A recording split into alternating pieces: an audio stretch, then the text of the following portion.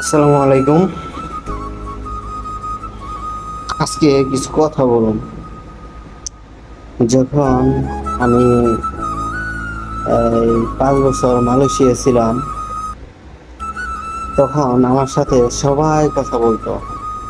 মানে এত ভালো করে কথা বলতো, মানে আমি অবাক হয়ে যেতাম যে মানুষটি আমার সাথে কথা বলতো। যে মানুষটি কথা কোনোদিন বলে নাই, সে মানুষটি আমার সাথে কথা বলতেছে। আর সবাই একরকম অনেকটাই মানে করতেছে, সম্মান করতেছে।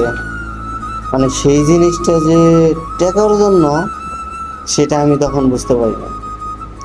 আর একটা প্রবাসী যখন প্রবাসে থাকে, বা তখন তার একটা জিনিসই হয় যে সে একটা বাড়ি করব, একটা গাড়ি কিনবো, হুম, আর তার ফ্যামিলিকে ভালো রাখবো।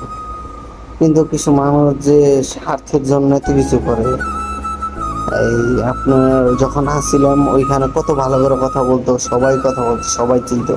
আর এখন মনে হয় যে কেউ চিনে না, একটা সময় মনে হয় এমনি কথা বলে, কিন্তু এক সময় মনে হয় কথা শুনে যে কেউ চিনে না। অবাক হয়ে যায় তাদের কথা শুনে। তো যাই হোক, আল্লাহ যা করে ভালোই করে, আর আবারও ইনশাআল্লাহ দিন ফিরে আসবো।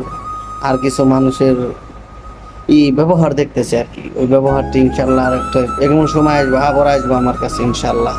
আল্লাহ ভরসা, আল্লাহ কাছে এটা দোয়া করি তারা যেন ভালো চলে।